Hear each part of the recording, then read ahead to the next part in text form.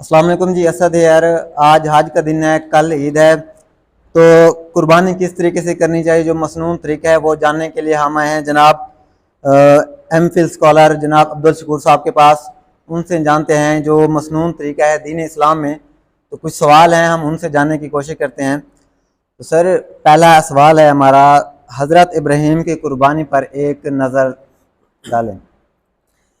इन्नल हम्दुलिल्लाह फ़क़ालल्लाहु अज़्ज़ा व जल फ़ी कलामिहिल मजीद वल फ़ुरक़ानिल हमीद व इज़ इब्तला इब्राहीम रब्बुहु बिकलिमातिन फ़अतम्महुन्ना। अल्लाह रब्बुल इज़्ज़त ने हज़रत इब्राहीम अलैहिस्सलातु वस्सलाम को चंद एक बातों में आज़माया।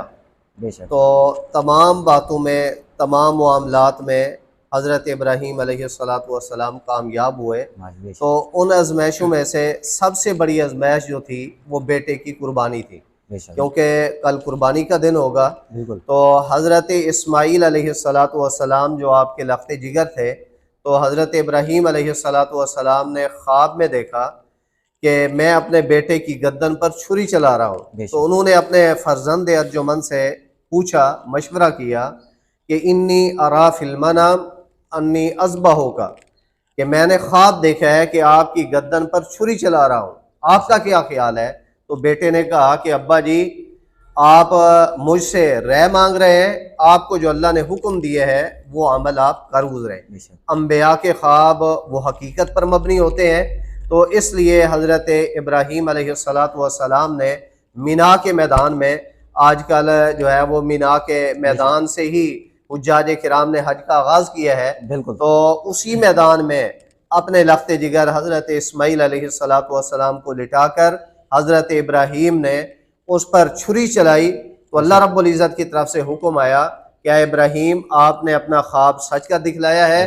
तो अल्लाह रब्बुल इज़्ज़त ने फिर जन्नत से मेंढा भेजा हज़रत इस्माईल की जगह पर। तो इब्राहीम अलैहिस्सलाम ने उस पर छुरी चलाई।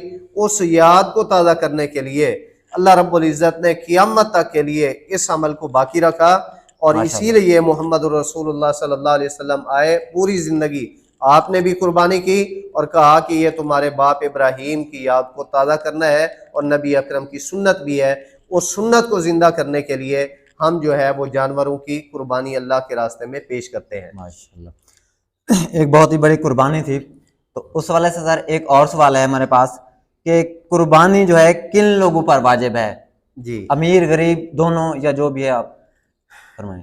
शरीयत इस्लामिया के अंदर कुर्बानी सहब इस्तेतात लोगों पर फ़र्ज़ है। तो ये बात यहाँ पर समझनी चाहिए कि सहब इस्तेतात से मुराद वो सहब निसाब ज़कात वाला मामला नहीं है कि सहब ज़कात हो, निसाब को पहुँचता है कि नहीं। यहाँ पर अगर उसकी इस्तेतात कुर्बानी करने की है, अगरचे वो ज़कात नहीं दे सकता, इस्तेतात कुर्बानी की है, तो फिर उसको कुर्बानी अल्लाह की राह में करनी चाहिए, क्योंकि हज़रत इब्राहीम ने तो बेटे की कुर्बानी पेश कर दी। तो हमें आजकल माल की कुर्बानी से जो है वो गुरेज नहीं करना चाहिए। तो इसलिए हमें सुन्नत पर अमल करना चाहिए। बंदा आकिल हो, बालिग हो, मुसलमान हो, साहिब इस्तेतात हो, तो उसके ऊपर ये कुर्बानी फ़र्ज़ है। फ़र्ज़ है, माशाल्लाह।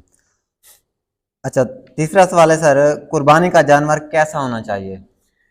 नबी अकरम सल्लल्लाहु अलैहि वसल्लम का इस बारे में फरमान है। एक तो ये है कि ला तज़बहू इल्ला मुसिन्नतन, कि आपने जो जानवर अल्लाह की राह में कुर्बान करना है तो वो दो दांता हो, जिसको हम दुंदा कहते हैं आजकल की ज़ुबान में।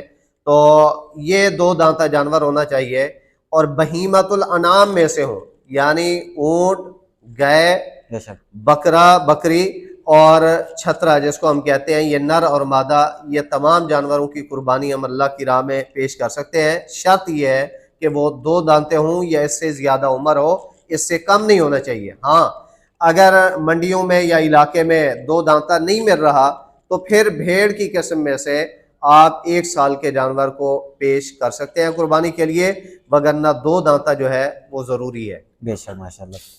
तो सर, कुर्बानी का गोश्त जब तकसीम करने का मामला आता है तो इसमें लोग परेशान होते हैं कि किन लोगों को देना चाहिए या नहीं। तो इस वाले से एक सवाल है, कुर्बानी का गोश्त तकसीम करने का तरीका, कुर्बानी का गोश्त किन लोगों को देना चाहिए? अल्लाह रब्बुल इज़्ज़त ने सूरह हज के अंदर जो है वो हुक्म दिया है کہ فَكُلُوا مِنْهَا، آپ اس سے کھائیں جو قربانی کا گوشت ہے، اور جو سوال کرنے والے ہیں ان کو بھی دیں، تنگ دست ہیں، مصیبت والے ہیں، آپ ان کو بھی دیں۔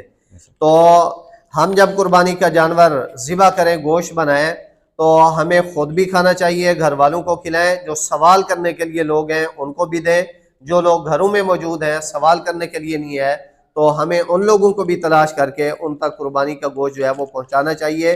تقسیم کے بعد اگر گوشت بچ جاتا ہے تو ہم اس کو ذخیرہ بھی کر سکتے ہیں، جیسے نبی اکرم صلی اللہ علیہ وسلم کا اس بارے میں فرمان ہے کہ آپ خود کھائیں اور اس کو ذخیرہ بھی کر سکتے ہیں، لیکن یہ نہیں ہے کہ پورا کا پورا جانور جو ہے وہ ہم ذخیرہ کر لیں۔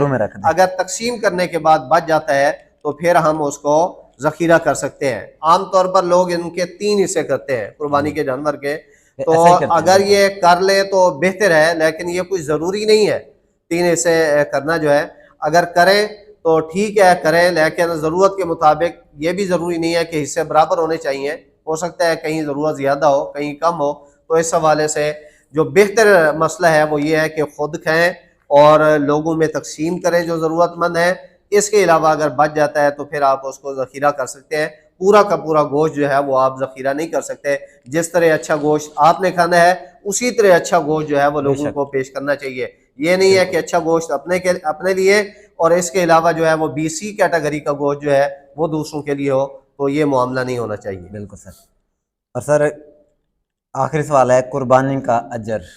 جی، قربانی کا بہت بڑا اجر و ثواب ہے، کیونکہ یہ نبی اکرم صلی اللہ علیہ وسلم کی سنت بھی ہے، اور ہمارے حضرت ابراہیم علیہ السلام جو جد امجد ہیں ان کی یاد کو بھی تازہ کرنا ہے۔ تو قربانی کیونکہ اللہ کی رضا کے لیے انسان کرتا ہے، تو اللہ نے اس بارے میں فرمایا لن ینال اللہ لحومها ولا دماؤها ولکن ینالہ التقوی منکم، کہ جانور جو قربانی کا تم پیش کرتے ہو اللہ کو نہ اس کا خون پہنچتا ہے نہ گوشت پہنچتا ہے، اللہ رب العزت خوف خدا دیکھنا چاہتا ہے، تو کیونکہ اس سے دل میں تقوی پیدا ہوتا ہے، تو تقوی کا بہت بڑا اجر و ثواب ہے۔ تو اگر اللہ کی رضا کے لیے ہم قربانی کا جانور اللہ کی راہ میں پیش کریں گے تو اس کا اجر و ثواب بھی قیامت کے دن اللہ رب العزت جو ہے وہ بہت زیادہ دیں گے۔ تو اس موقع کے اوپر ایک میں تھوڑی سی مزید وضاحت کرنا چاہتا ہوں کہ جانور کو ذبح کیسے کرنا چاہیے قربانی کا جانور، تاکہ یہ بھی معلومات ہونی چاہیے۔ نبی اکرم صلی اللہ علیہ وآلہ وسلم کا جو طریقہ ہوتا تھا، آپ اپنے جانور کو جو ہے وہ زمین کے اوپر بائیں طرف جو ہے وہ لٹاتے، قبلہ کی طرف اس کا رخ کرتے، آپ اپنا قدم مبارک اس کے اوپر رکھتے تھے اور دائیں ہاتھ سے چھری پکڑ کر جو ہے بسم اللہ واللہ اکبر یہ تکبیر کہتے ہوئے اپنے جانور کی گردن پر چھری چلاتے تھے۔ تو یہاں پر یہ مسئلہ بھی سمجھنا چاہیے کہ چھری تیز کرتے وقت ہمیں ایک سائڈ پر تیز کرنی چاہیے، جانور کے سامنے تیز نہیں کرنی چاہیے، اور چھری تیز ہونی چاہیے تاکہ جانور کو کسی قسم کی تکلیف نہ ہو۔ یہاں پر کچھ لوگ غلطی بھی کرتے ہیں کہ جب جانور ذبح کرتے ہیں تو زبردستی طور پر اس کی یہاں پر جو رگ ہوتی ہے اس کو جو ہے وہ کاٹنے کی، توڑنے کی، جو ہے وہ پھر موڑنے کی کوشش کرتے ہیں، تو یہ بات غلط ہے۔ صحیح طریقے سے اس کو ذبح کریں تاکہ مکمل خون اس کے جسم کا جو ہے وہ نکل جائے۔ اگر اس طریقے سے آپ مصنوعی انداز اپنائیں گے تو ممکن ہے اس کا خون رک جائے، جو انسان کی صحت کے لیے مضر ہے۔ اس لیے شریعت نے یہ طریقہ بتلایا ہے جو نبی اکرم صلی اللہ علیہ وسلم کی سنت ہے۔ بہتر ہے کہ قربانی کرنے والا خود اپنے ہاتھ سے ذبح کرے، اگر کسی سے کرواتا ہے، نائب مقرر کرتا ہے، تو یہ بات بھی جائز اور درست ہے، اس کو اجازت دینی چاہیے، تو وہ بھی جانور ذبح کر سکتے ہیں۔